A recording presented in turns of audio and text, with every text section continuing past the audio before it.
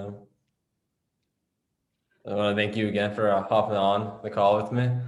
All good, dude. So my first question is, growing up, did you always know you wanted to have a job in sports? Growing up, it's kind of a two-part question because did I want to have a job in sports? Yes. Did I ever think that it was possible? No. um, I think you got to understand my background a little bit, right? Like I grew up, um, I myself grew up overseas, right? Like I was born in South Korea, right? So my family immigrated over here and we didn't know anybody in media. We didn't know anybody in journalism. We didn't know anybody that kind of sort of, had worked in this type of field. So, and the reason I bring that up is because that is a very, very powerful starting block. People don't, I don't know. It's kind of odd. Like if you grow up in a household of engineers, doctors, and lawyers, you've got a pretty good, pretty good opportunity, but pretty good chance of becoming an engineer, doctor, lawyer. And the reason is because you don't even think about it. It's just a path that is set before you, right? Or it's at least a path that is that's reasonable in your mind. You think, okay, hey, listen, I've seen this before. I can see myself doing this. Mhm. So when you ask me, like, did I ever see myself with a job in sports? It's kind of like I always wanted a job in sports. I never thought a job in sports was possible for a litany of reasons. My own background, plus, like, you turn on the TV and it's like there's not too many folks that look like me on TV. So, I never really thought of it as a possibility. It just happened to be, I went to school and then I graduated and I actually held down a regular 9 to 5 for a couple of years. Wow. And then I just said to myself, man, like, you know what? Let's just go for it. And let's just see what happens. I'll give myself a 5 year window. And, and if it doesn't work out, it doesn't work out. Like what's no harm, no foul, and I kind of sort of have always had that mentality of like, eh, let's just see what happens, and if good things happen, then great.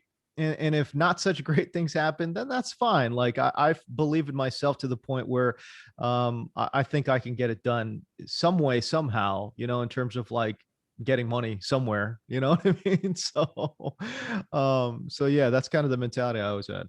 What actually was the 9 to 5 jobs that you were having?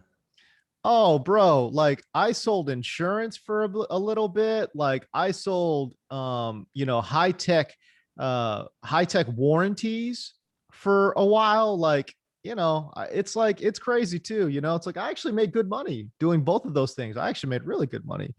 20, what was I'm like 22, 23 years old, pulling in like, 60, 70K. I'm like, yeah, this is great. You kidding me? This is awesome. And I lived in San Francisco and I lived with, my buddies, and it was all good, man. Like, it was just, yeah, it was just crazy. Like um, we had a good time, and I was living in a great city and making great money. And the crazy thing was I still wasn't happy, Yeah. and I think what it came down to was I just didn't feel like I was doing what I was supposed to be doing, Mhm. so yeah, that's kind of where I was at. And that's really kind of the impetus that led me to kind of say, all right, well, let's just see if I can pursue pursue a career in sports broadcasting a little bit. I don't know how to do it, but I think I'm smart enough to kind of sort of figure it out. So let's just figure it out. And that's really what I did. You're saying that. I saw your LinkedIn. You said your first job was at it for the journalism, was working at a radio station and broadcasting high school games, working Yeah. sports shows and being a DJ. How was that? It's a trip, man. Like, it's a trip. Yeah. Like, I did that for about a year and a half. Two different stations. Yeah, it's like you're in these really remote, crazy. I was in these mountain towns, population less than 5,000, and it's remote, it's like I say population less than 5,000, but you also got to understand there's no other town within like 2 hours of you, so it's desolate. And I mean, to get to a city of like more than 100,000 people, you probably have to drive, 2-3 hours. You know what I'm saying? So, yeah, no, I mean, these are very remote locations, and it was very different for a kid like myself. I've always grown up in big cities. I'm not a small town kid. Like I grew up I lived in Houston for a long time. I lived in LA. I lived in San Francisco. Like I'm a metropolitan dude, man. Like, here I am trucking my ass out to middle of nowhere mountain town, playing, country music in the day and calling high school sports at night. It's a different lifestyle. And people ask me like, hey, was it hard? You know what? It really wasn't. You know why? Because I literally didn't give an F about anything other than my job and moving up. And I've always kind of sort of been very hyper focused on moving up. That's kind of sort of been my thing. And when you are focused in on a singular goal and objective, there's very little that bothers you. And so yeah, that's kind of sort of what I did for that year and a half. I hear you saying I'm from Boston. I'm not used to any small towns. Now I'm in a small town in Connecticut. I was like, oh, big difference. But the next question actually is, did you have any mentors when you were starting out? Mentors, man. I just want to make it very clear. Like you can't get to where you want to get to without help. No one's an island, and I got a lot of help. I got a lot of boosts from people. Mentors, yeah, I had a couple. It might surprise some people because I think my mentors really worked in, news journalism and not sports journalism, I mean, of course, there are people that I have drawn inspiration from in my sports broadcasting career. Like I love, Chris Berman growing up, Stuart Scott, Keith Jackson, Chick Hearn, these guys, all these icons in the sports broadcasting space. So it's not to say I haven't drawn inspiration from people. Oh my God, Gus Johnson is somebody that I adore. But anyways, in terms of mentors, yeah, like my first television job, my first boss in television was a mentor of mine. It's funny because he's not that much older than me, maybe like 5 or 6 years older than me. But at the same time, it's like he kind of sort of guided me in the right direction, kind of taught me the ropes a little bit in regards to proper storytelling.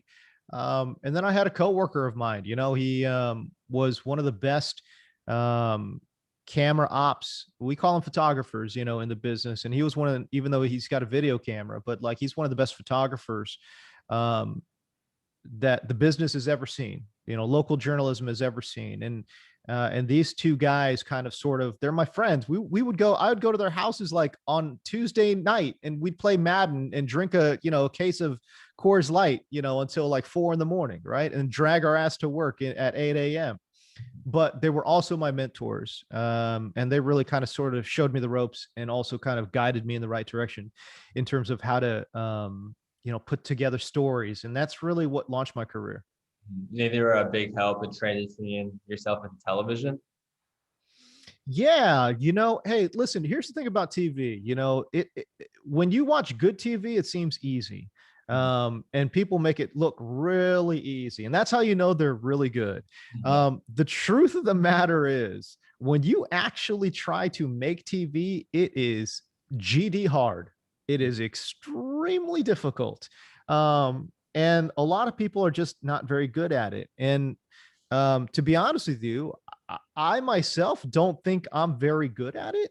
I just work really hard at it.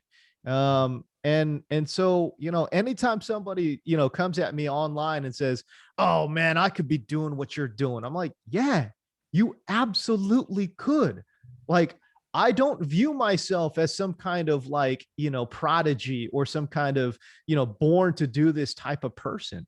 I'm just the kind of person that has worked really hard at my craft. And I think people don't really, I guess, realize that or recognize how difficult it can be. I mean, listen, there's going to be the LeBron Jameses of TV, people who just get it, people who just are naturally amazing. at this craft. I'm not that dude, man. Like, I'm a grinder. Like, I got to work. And that's just kind of sort of how I approach it, man. And these two guys, my mentors, I call them, man, like they really helped me kind of on that path. And critiquing your own work is the most difficult thing you can do, and it's the most important thing you can do. And these guys helped me critique my work in a way that was pretty objective. And even to this day, like, I would absolutely pick their brains about, like, my work, and like what do they think about what I'm doing. So yeah, man, that's the importance right there of mentorship, is people. Surround yourself with people that not only can guide you in the right direction, but can also help you kind of self-analyze strengths and weaknesses. What you're saying, I started my school. They have like a TV local network, and I hopped on it once being a host. I was like, it's a little tough. I think I'm gonna try it out. I was reading, and I walked back. I'm like, damn, my eyes are wide open just staring. I was like, this thing's gonna be tough. But I was like, it's gonna be fun.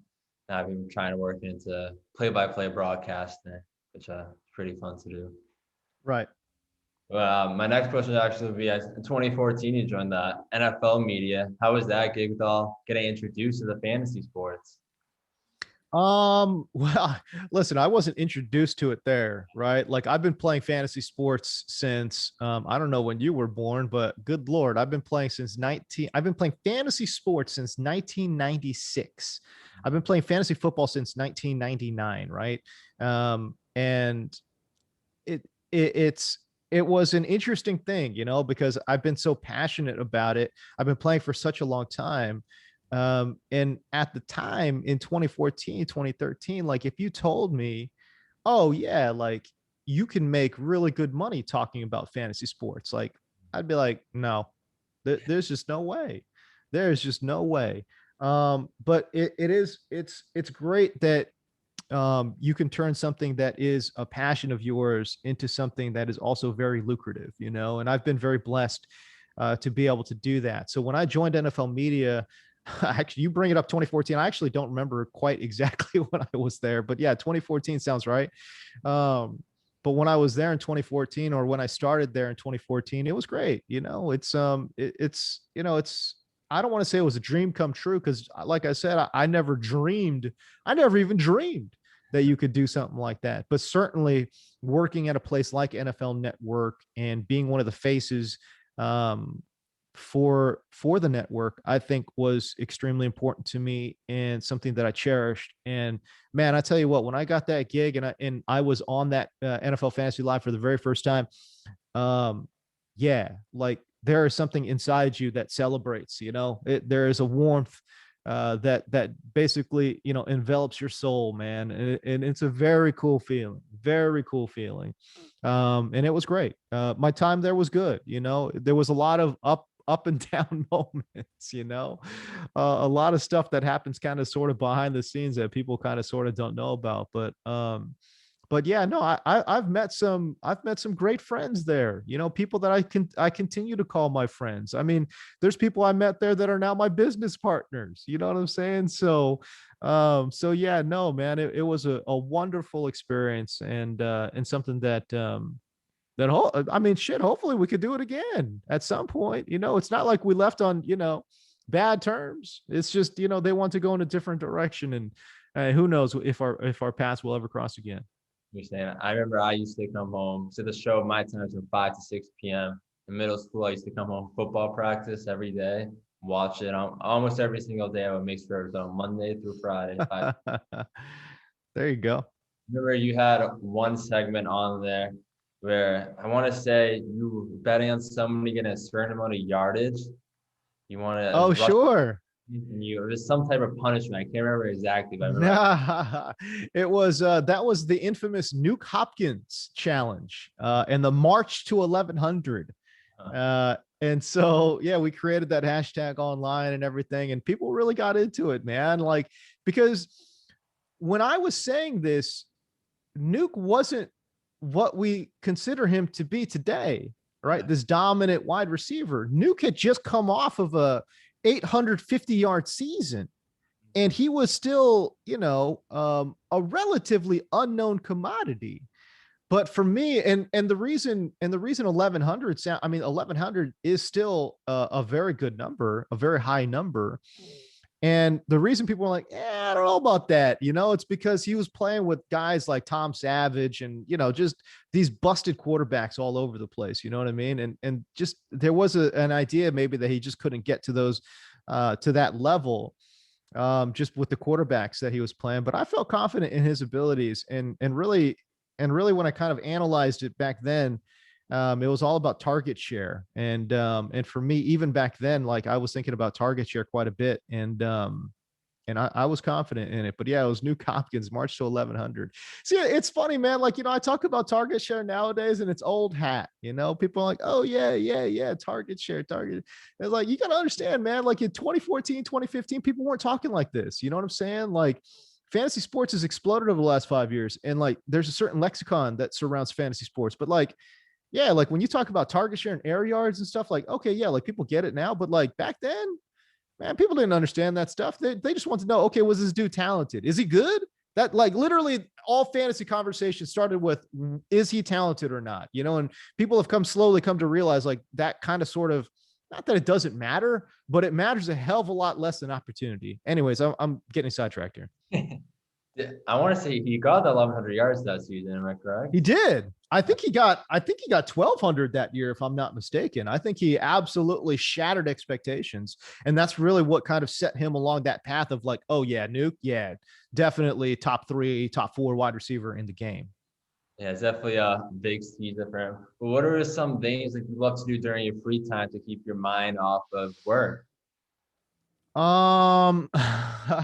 There's not much, man. I mean, that's kind of the crazy thing. I watch a lot of UFC. I'm a big MMA guy, and as a matter of fact, like, I was way more famous at one point in my career. I was way more famous for being an MMA guy than I was a football guy. Now, obviously, that was a long time ago. But yeah, in my career, there was a point where I was very much well known in the industry, in that industry space of being a mixed martial arts dude.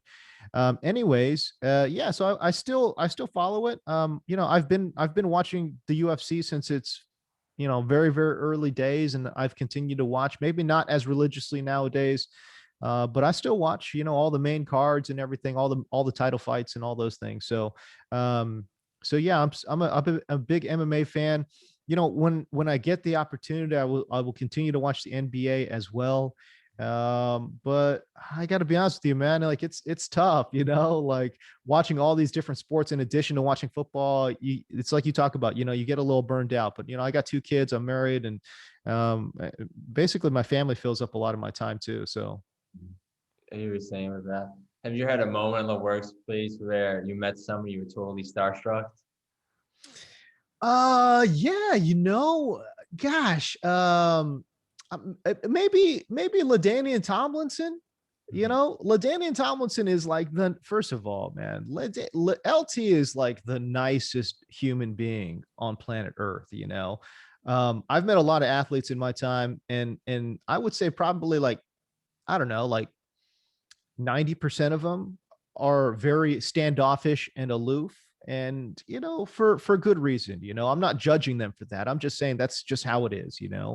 And LT's not that dude. He's a very warm, inviting guy, and I'm sure he can be standoff and aloof at times, but all my experiences with LT have been nothing but spectacular, and I think he's a tremendous TV analyst, and obviously was one of my favorite players growing up. Might have been my favorite player, to be honest with you, which is kind of sort of why when I first met the guy, I was like, whoa, hey, it's LaDainian Tomlinson. I'm like, oh my God, it's LT. But I don't know, man, like I think that's kind of sort of it. I mean, obviously I've run across a lot of athletes in my day, interviewing quite a few, but maybe it's just the fact that when I'm in work mode, I guess I don't really see it like that. I guess I kind of sort of see it as like, all right, well, I got a job to do. So maybe that's what it is. I will say this one time I saw, and I'm a huge Denzel Washington fan. One time I saw Denzel Washington in real life, and I was absolutely like fangirling. I'm like completely like this, I'm like, oh my God, oh my God, oh my God. Here's Denzel Washington. What do I do? What do I do? It was but yeah, that was probably the one time where I was like, oh my gosh, I can't believe here's Denzel Washington. Yes. And I didn't have the guts to ask for an autograph or a photograph, which I regret to this day. Definitely a crazy time. Denzel, always watching him on TV, then seeing him crazy. But how was it? I saw you were a play-by-play broadcaster for the Madden Championship. How was that being a broadcaster for and doing online video games? Yeah, I mean, wanted to do some play by play. I've always wanted to do play by play. And for me, like I said, when I started my career, I was doing a lot of play by play. And to get the opportunity to do that with EA and Madden and everything, it was great. I wish it went longer. I felt like I didn't get enough reps or get enough opportunities, but the opportunities I did get, it was a lot of fun. But yeah, man, it's just, I mean, talk about something that you never thought you would get paid for. You know what I'm saying? Like, oh my God, here I am, like calling video games. Like, are you kidding me? This is unbelievable. Like, where am I? Like, what am I doing? Like, there's a point in my career, like I can tell my kids, there is a point in your dad's life where 95% of the money he was making was off of fantasy sports and video games. Like, what? That's wild. That is wild. Yeah, definitely something crazy to think about. I also saw you've been doing the broadcasting gig for Amazon Directv. How's that been going for you? It's wonderful. I really and especially for DirecTV, like I could not ask for a better team, a better cast. Like I can legitimately say I love my job at DirecTV. And yeah, it's been great, man. Like, I didn't realize like how good a job could be until I got to DirecTV. Like, and this includes working at NFL Network, like, but there are all these other things that you're always dealing with whenever you go anywhere in a highly competitive space like television and in broadcast. There's egos, there's politics, there's, I don't know, whatever, man. It's just like you just run across a lot of this stuff the higher you go. And I think that's probably true of any industry. The higher you go, kind of sort of like the pettiness and the jealousy and the politicking, like that increases. But that was definitely true of places that I've been. But at DirecTV, that it's just not the case. It's like we are all friends, we're all buddies, and we just have a really good time. And I think everyone wants the best for each other, which is great. And I think really what it comes down to is that they have put together a team where everyone has well-defined roles, and they've also enlisted a lot of really good people. My coworkers, my co-host Dan Helly, great guy. Lindsay Rhodes, she's such a pro, amazing at what she does. I think about Doc Gaddix, who's like, the best in the game in regards to injury analysis. And then, of course, John Hansen, the guru, the fantasy guru. He's a great guy, man. And I just love working alongside all these people, my producers behind the scenes. Like, I love working with these guys, and it's the first place that I've ever been where they give me full creative control with very, very little feedback in terms of content. They give me great feedback in regards to like how it performed and did all these things, but in terms of like content creation, I mean, very little say, and they really just give me the reins and let me do whatever I want to do because they trust me that I'm not going to that I'm going to perform and that I will put together pieces that will do well. So, like I said, I mean, having that trust, I think that is rare. And working alongside people that are really, really good and also really, really professional and also really, really friendly. I'm not sure I'm ever going to find it again, to be honest with you. But that's how much I like working at Directv. Definitely an amazing thing to have. Always had that comfortability. I also saw you've been getting more and more into doing podcasts. So even like in the radio side of broadcasting, fantasy sports. Well, it kind of sort of harkens me back to, my roots, which were in radio. And also when I was at NFL Media, we did the NFL Fantasy Life podcast. We kind of sort of resurrected that from the dirt, and we did that for 3 years, I think 3.5 years or something, and we had built a very strong following, a following that to this day, uh, still reaches out to all of us individually, and says, "Man, you guys need to get the band back together." So that was a special time in my career where we built something from the ground up, and it was incredible. And myself, Alex Gelhar, Matt Harmon, who again a business partner now, and Matt Franchise, Marcus Grant, we just went in and we just had fun and we just talked about it. It was informative, it was entertaining. And yeah, it was something that we looked forward to. I think each and every one of us looked forward to. We did the podcast, 2, 3 times a week. So yeah, it was something that, people really fell in love with. And if you knew about our podcast, man, I promise you, you really liked it. And so that's kind of sort of where we were at. And, like I said, man, like I feel like audio is kind of sort of my thing. Like I like doing audio. Like I think I'm pretty good at doing audio, and I kind of sort of want to get back in the game in regards to podcasting. I just like the loose nature of podcasting, where you don't necessarily need to be stuck to a rundown or like, oh, you got 30 seconds to talk about Daniel Jones, like go. No, it's like, we're just going to have a conversation. And I feel like having a conversation, that's kind of where I excel the most. And it's a format that I've really enjoyed.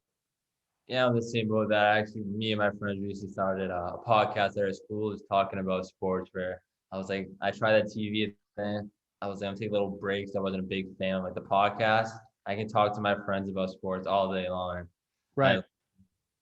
I saw also you have the 5 minute podcast thing. How you like doing that? Yeah, I mean, listen, that's where I kind of sort of want to get back into it, giving my own takes on things, and just kind of sort of laying it out. And for me, I like doing things that are a little, outside the box or whatever it might be. And I mean, look around, man. There are no 5 minute, fantasy football podcasts, right? Since I started it, there have been a couple, since I started it, there have definitely been a couple that have come after me. But yeah, like I just thought that the space really needed it. And I thought I could do it well. Yeah, I just thought like I could, you're going to get little doses of James Koh, 5 minutes. And I joke around. It's like 5-ish minutes, cause it's like, I don't think I've done a 5 minute podcast. I think they're all like 7, 8, 9 minutes, but it's all good.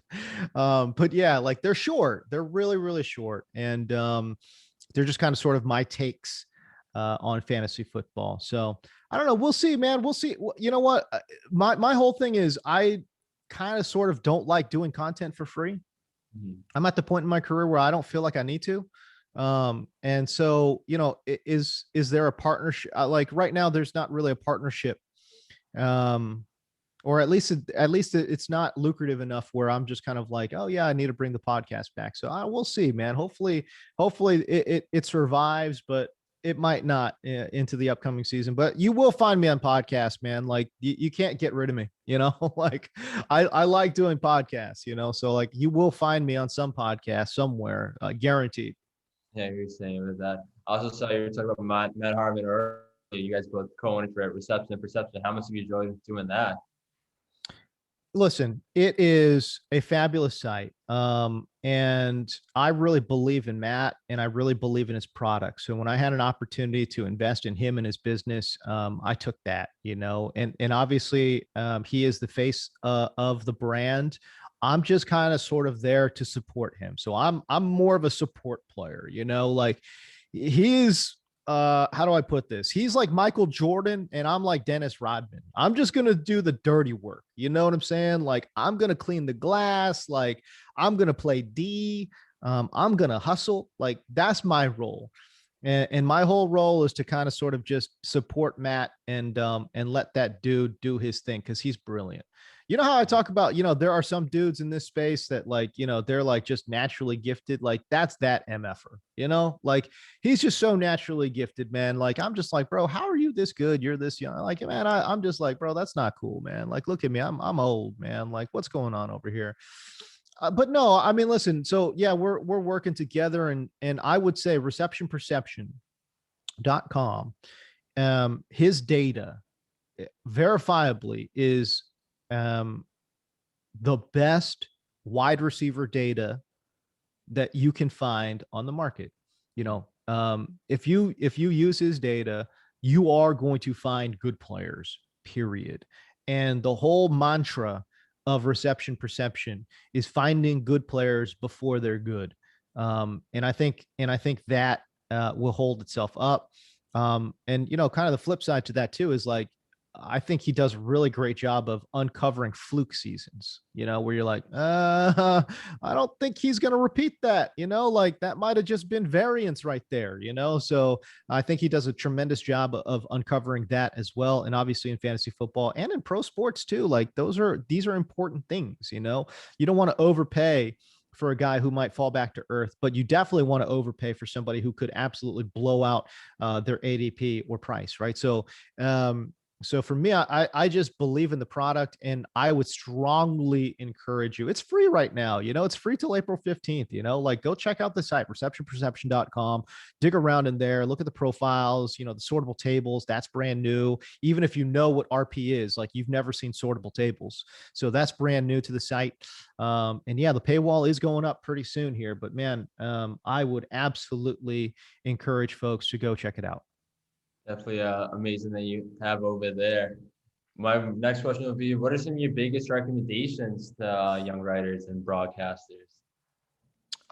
If you're a young content creator, you just got to create content. I think I find too many people, how I just said, well, I'm not getting paid for that, so I'm not going to do that. Unfortunately, fortunately for me, I'm in a place where I can actually say that, where that's basically a side project, a passion project for me.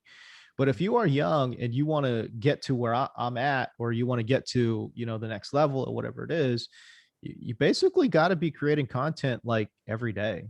I'm not saying you have to publish it every day, because that's definitely not the case.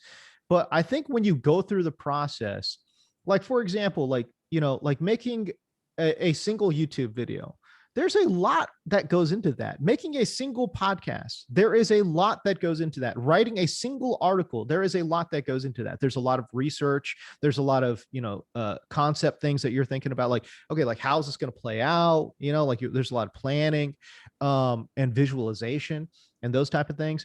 And when I say you're creating content every single day, that's what I'm talking about. And so for me, I just feel like young people, writers, and just content creators in general, like they probably just don't understand what it takes to create the content, and the speed by which you have to do it. You have to work really fast in this business, And so I would just say, if you want to be a writer and you're not writing two articles, 2 columns a week, that's not enough. You want to be a video guy, like you want to be a broadcaster, and you're not creating 2 videos a week, that's just not enough. Like, I don't want to hear about, I got school, I got a job, I got this, that, and this other thing. And listen, I always say this, that's fine, but then you can focus on these other things, but don't sit there and tell me you want to go to the next level, because those 2 things don't match up. You see what I'm saying? You can't say, I want to go to the next level, oh, but I'm too busy to do this. I got this other thing. You don't understand. Like, I got to feed that. Like, no, like, you can do all those things. That's fine. Like I said, I have no problem with people, holding down a regular job. Like, I got no problem people doing what they got to do. Like, oh, I got a girlfriend. Oh, I got a boyfriend. Cool. I'm down. Like, do all that. But then you have to then also be honest with yourself and say, well, okay, you don't actually really want to go to the next level. Like, these are two different things. And to me, I think that's really what it comes down to. Now, man, there's a lot that goes into that, like, you saying you want to go to the next level. What does that mean? Like, what are you willing to sacrifice? What are you willing to give up? Like, how much time are you willing to put in? There's a lot of self-evaluation that needs to go into that. Like, am I that dude? Am I that girl? Like, can I actually dedicate myself to this level? And maybe you'll just be like myself and just say, hey, you know what? I'm going to give myself 2-3 years, 5 years, whatever, see what happens.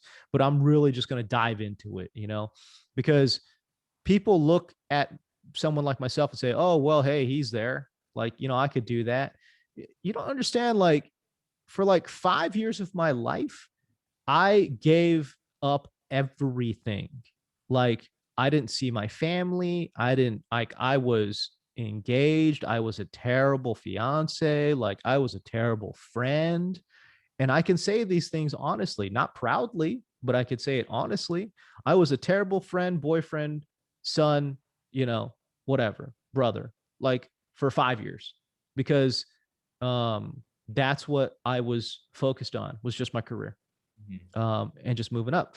So, are you willing to make that sacrifice, I guess, is the question, and like, a lot of people say they are, but they're really not. And it just takes a lot of self-evaluation, I mean, I try to be as nice of a dude as possible, whenever I can, you know what I'm saying? But at the end of the day, it's like, dude, I still have to protect my assets. You know what I'm saying? So, like, just kind of focusing on the business side of it. But yeah, man, like, young content creators, man, like, yeah, you got to just create the content. Like, and it's cool if you don't want to, it's cool, but then don't be mad at the results. Don't be mad at the results, bro. Like, that's my whole thing. Don't be mad at the results. If you're not willing to put in the work, don't be mad at the results. And that's fine too. Like, and I'm not, like I said, I'm not judging. I'm just saying, like, you can't have both things be true. That's all. I was saying with that. How important do you say making sure your mental health is all well during stressful times, doing all the work? Yeah, listen, man. As Marshawn says, you got to take care of your mentals, and I totally agree with that. Totally agree with that. I don't know, man. Like, I'm just man, like, I'm a weird dude, like, that stuff, I don't know, man. Like, to my detriment, sometimes that stuff doesn't bother me, and I kind of sort of ignore it. But yeah, no, I looking back, it's like, yeah, I wish I did take care of my mentals a little bit better, because I definitely was not the person I wanted to be, coming up. So, and this goes to just my loved ones, but yeah, man, like, yeah, dude, taking care of your mental health, that's like, that is extremely important. By the way, that's why I'm saying self-analysis is so key. Like, don't try to be somebody that you're not comfortable being. You know what I'm saying? And don't put yourself in a situation where you can't win mentally. You got to put yourself in a situation where you can win, where you're saying, like, okay, well, I'm going to set a goal for myself, right? Like, I'm going to set a goal for myself. I'm going to come out with 3 columns a week. I'm going to come out with 3 videos a week. And it's like, and then you end up doing none or one, and you just feel like, oh my God, like, I'm not doing what I need to be doing. So now you're unhappy, right? But like, that's why I'm saying, like, the whole evaluation part of, like, okay, like, how much time do I have? Like, how much, mental space, what's my bandwidth? Like, what can I do mentally to kind of sort of like reach these goals? Because don't put yourself in a situation where you're going to fail. Like, like, that's probably, that's like another thing, like, put yourself in a position where you can succeed. And the only thing that success is built on is your own mind.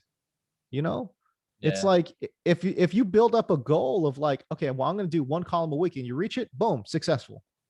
You know what I'm saying? It's like, all right, cool. Like, right out the gates, like out of school, I want to make 40 grand, right? Like that's my goal. Boom, I hit that. All right, great, successful. Right. But if you set this goal of like, all right, well, I'm going to graduate school and I want to make $100,000, and that $100,000 job is not out there for you, and you end up taking a job that pays you 35 grand, you're going to be like, wow, I suck. But at the same time, it's like, bro, like, did you set up a proper goal for yourself? So I think that's part of, like, when we're talking about mental health, man, like, you got to be able to set realistic goals for yourself. And and by the way, like, if those realistic goals don't match what you want to do, then you need to readjust what the hell you're doing in your life, dog. Like, stop going to parties if that's the case, like, I don't know, like, maybe stop chasing girls or whatever, like, it's just got to be a situation where, you set yourself up to succeed. And if those goals don't match what you actually want to be doing, then you need to reassess what you're doing in your life prior to making those goals.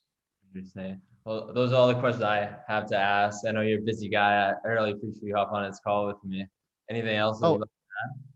Yeah, no, man. Like, I started a new YouTube channel, speaking of content, and it's not new. I've actually had it forever, but I just haven't really posted anything on it in years.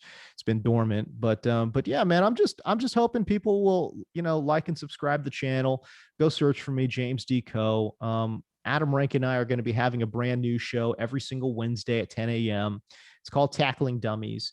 And it's just a passion project for both me and Adam Rank. We're friends, we're boys. And I think we're really good on camera together. And it's just a shame that it's been, years that we haven't done something, and I approached him with this idea and he loved it. And yeah, man, we're just going to be doing this, man. And we're coming out. It's basically just a regular old football show. It's not fantasy.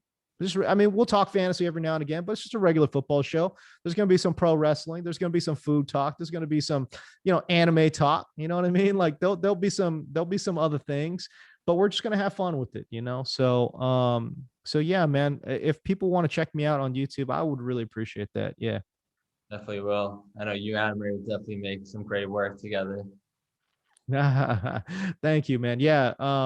Certainly I think some of the best stuff that I've put on tape came with Adam Rank. So yeah, man, we're both really excited about working together again.